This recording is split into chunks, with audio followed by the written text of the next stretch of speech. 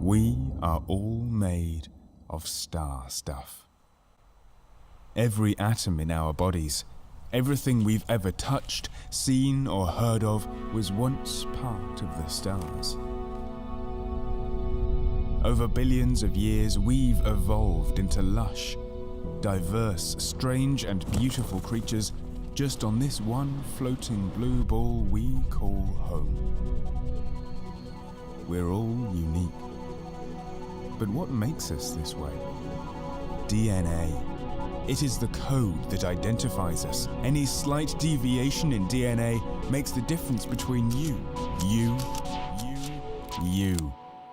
For millennia, we've relied on nature to write our code.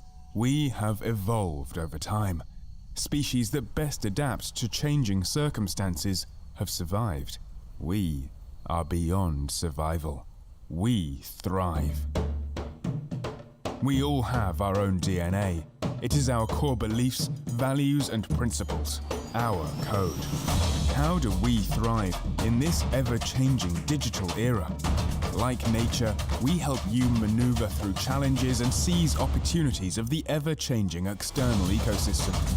We help you rewrite your code, so you don't just explore, do, or become digital. You are digital. We are engineered to thrive. After all, we are made of star stuff.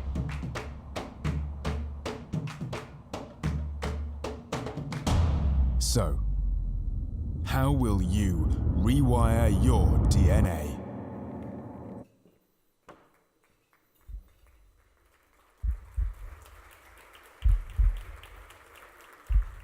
What makes you tick?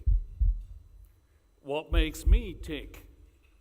Code, biological code, nature's embedded autonomous software that is ingrained in every cell, in every muscle, in every cheek, in every bone, in your heart, and even into your heartbeat itself.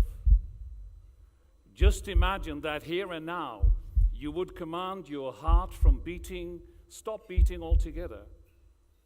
It would not comply. Why not?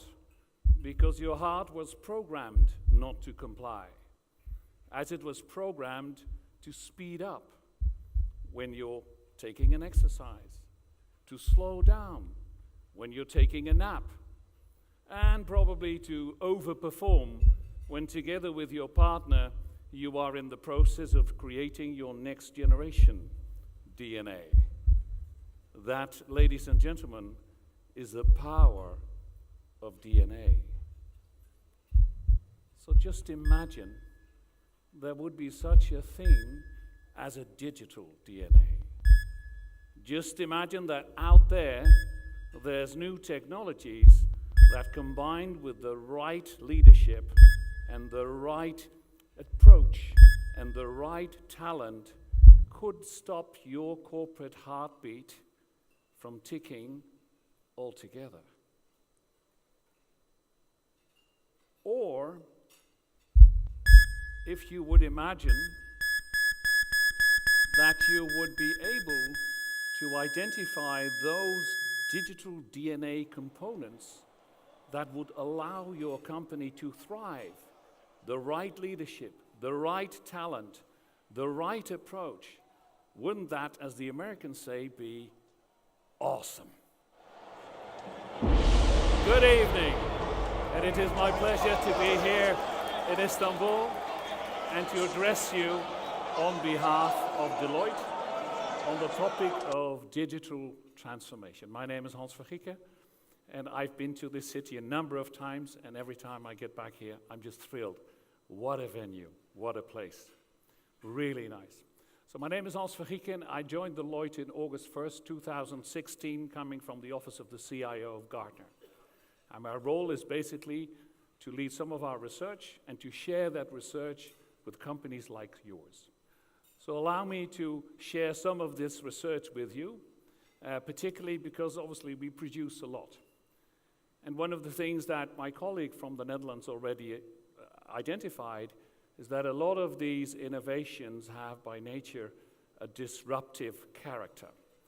Let's just look in some of these disruptive characters as they play out currently. Playing jazz. Playing jazz. Smoothie. Making smoothie. Calendar. No meetings today. Remember, tandläkare at 9:30. Fire off. Fire off. Open door. Door open. Sånn, så skal vi sette en til. Ja. Open door. Wrong voice command.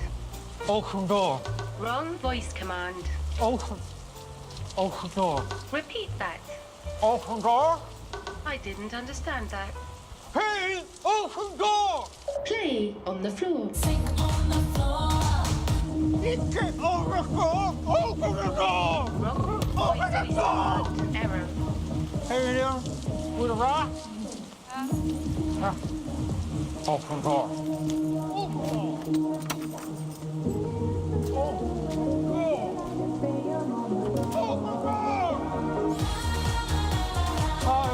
Higher volume. Higher. Fire, well, it was meant as a joke, obviously, but it also has a purpose. And the purpose is the question that I'd like to ask you: how many platforms did you see in this video? You saw 4. One for climate control, one for music, one for security, and these platforms are a typical example of what we call disruption. It's happening, and once you find out, it's too late. Or to put it into another phrase, the board of Nokia once was the best management company of the year as well in their history, until something hit them that they didn't see coming. So to anticipate disruption is an important part of what we do in consulting our clients. We believe there's a significant white space in the discussions around disruption. Disruption is being talked about everywhere. It's on everybody's mind. But no one is talking about how to anticipate disruption. How could we look ahead and get a better sense of what kinds of disruption are most likely to hit our marketplace? That ability to anticipate disruption is very compelling to executives who are feeling overwhelmed and under attack from anywhere and everywhere at the same time. If we could help them to look ahead and see which forms of disruption they're most vulnerable to, that would be a big deal. Indeed, that would be a big deal. So as a fellow in the Center for the Edge, we conducted research across the world trying to identify patterns of disruption. And what we found, based on more than 100 business cases, is that there's more than one pattern. Actually, there's 9 patterns. And so a lot of executives in this room, it could be a really good experience to go through these 9 and ask yourself, in one way or another, might I be vulnerable to disruption? Or, and that's obviously the one that I would prefer, particularly here in Turkey, because I have the greatest respect for your entrepreneurial spirit, is could I do this to somebody else? You could disrupt your competitor as well. So let me give you a typical example of disruption, one of the 9. And this one is called disruptive pattern number 4, aligning price with use. A typical example of that would be in the airline industry, something we call power by the hour. GE decided to innovate not in just one component of their approach, but in total of 7. And basically what that came down to is that airline operators don't buy engine anymore. They buy power, thrust, and they only pay for the availability of that power. This, at the time, was a completely disruptive business model, new, and it kicked the industry to the next level. So disruption is obviously funneled by technology, digital technology.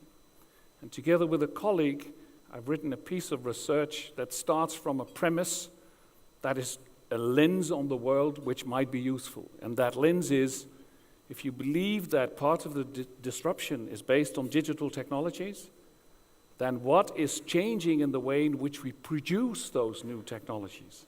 Because it's not going to go away for the coming 15 years. And allow me to dive into that a bit more. I visited a number of companies in this country already for a number of times. And I'm impressed by the shift that you've made to become digital. We see a lot of manifestations on digital on the front end. Nice apps, nice interfaces.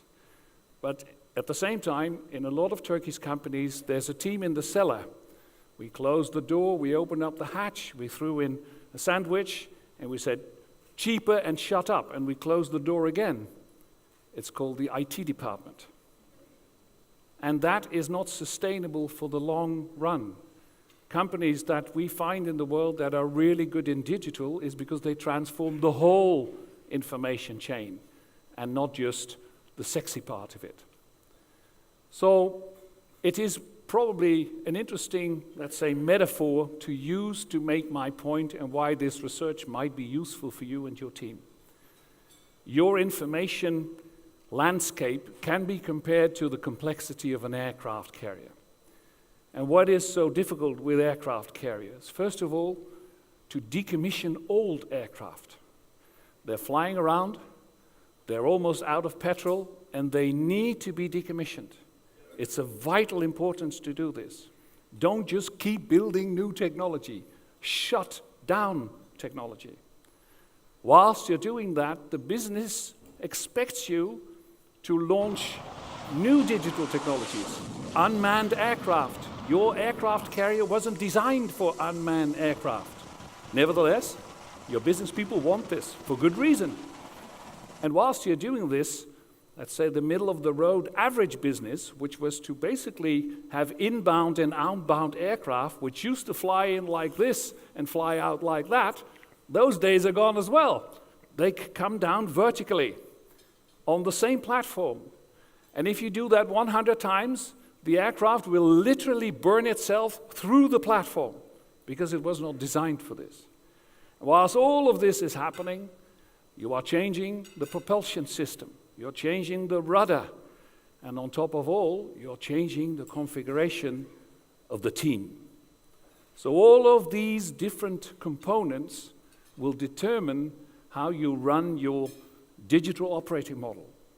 And in the ideal world, I'm sure most of you would like to have this, a solid core that is modern, that is scalable, and a number of really nice business speedboats around it for which you can try out new concepts and scale them when they work or kill them when they don't work.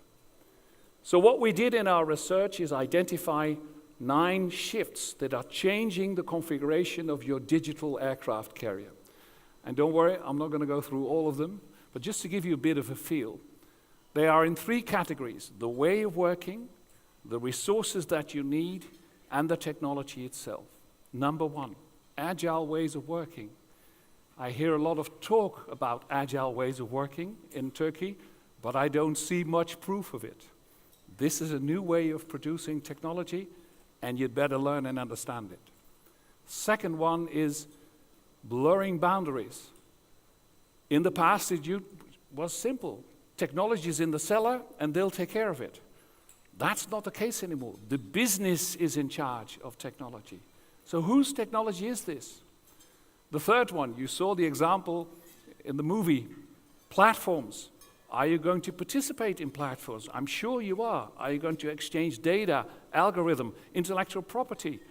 Have you organized it in such a way that you can disconnect when the value is not there anymore? Very important in most of the companies that are represented in this room. This is all the way we work. Second column, workforce transition. What we see happening, and I'll just dive into this for a moment, across the world, is that on the left-hand side, the light gray, 20% of jobs in technology that are currently there now, they will evaporate. Why?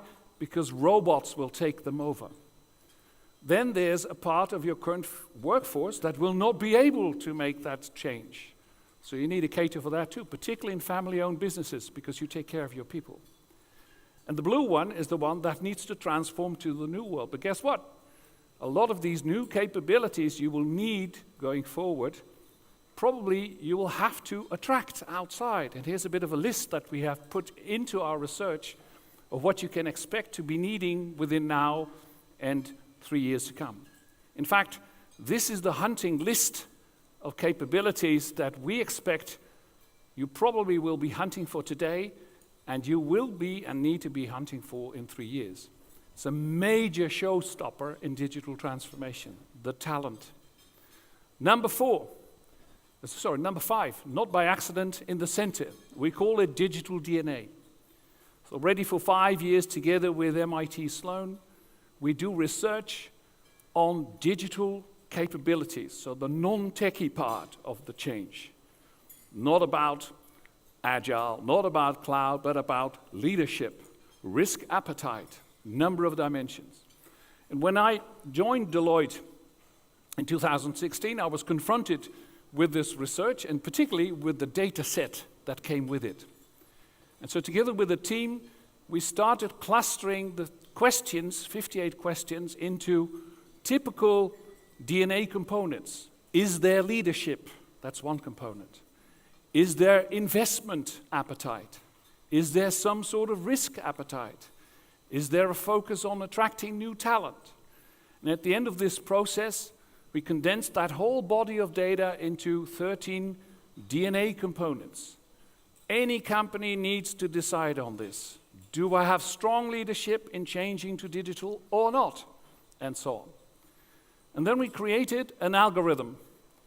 And we let the algorithm identify patterns. And I just want to share you in 1 minute what we found.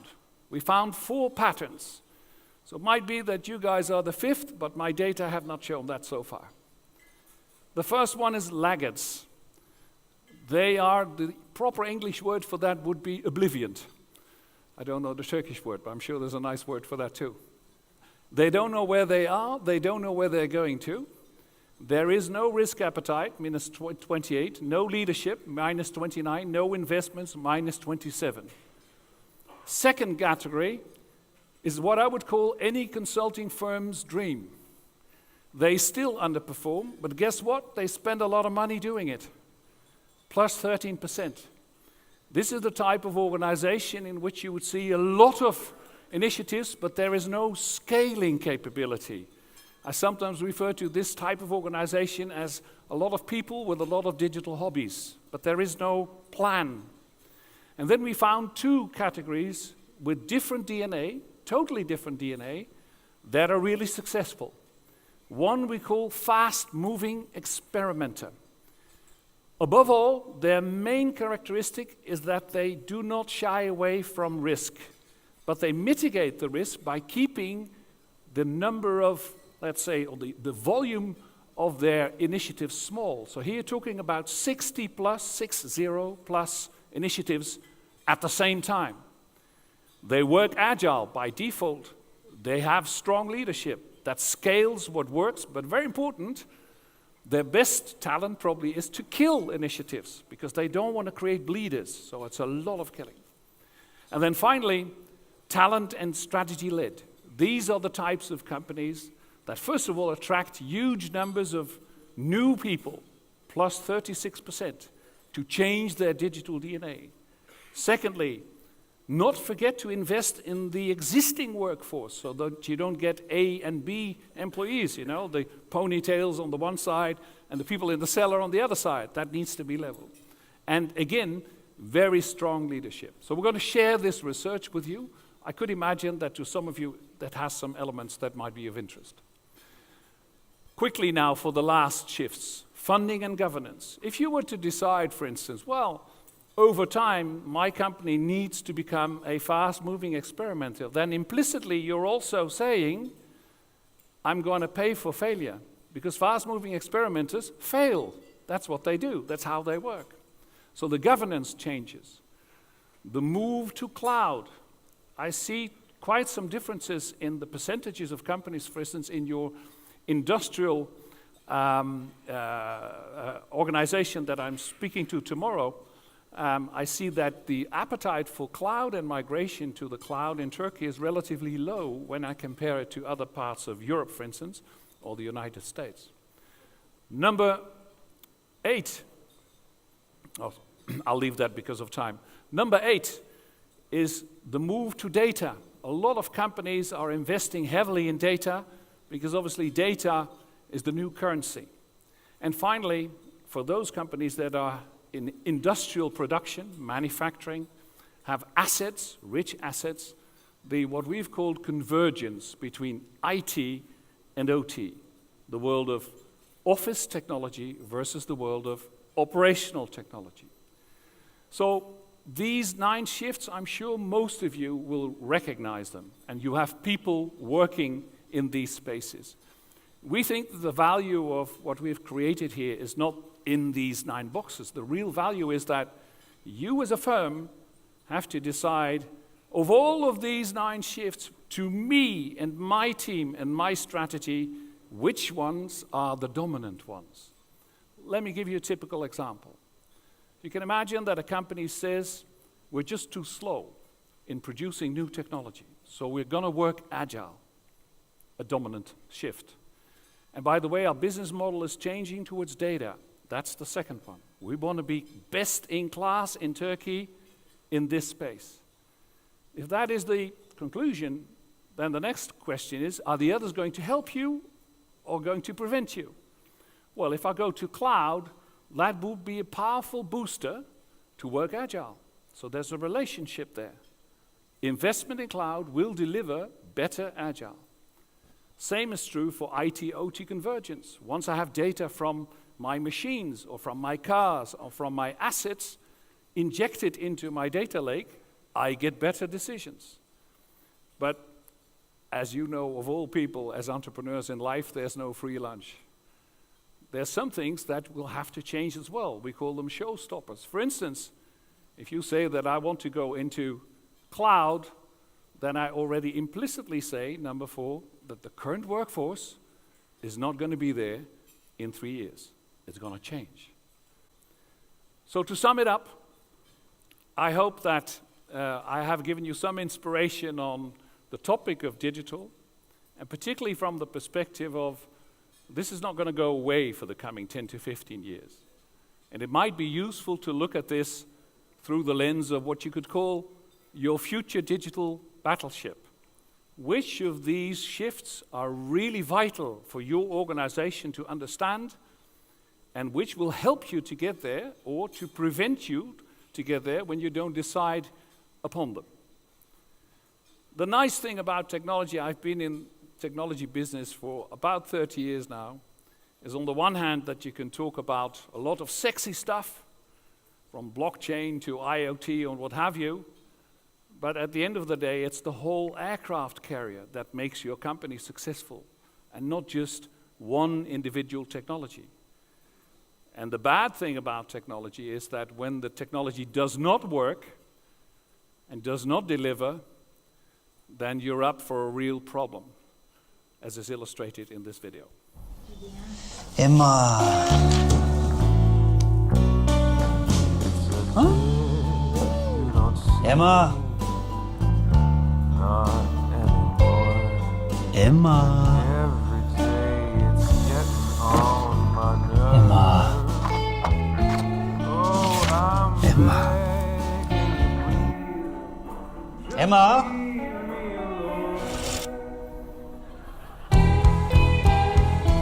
As I always say, if you can't brew a decent cup of coffee, don't start me on 3 courses. Thank you very much, and enjoy your evening.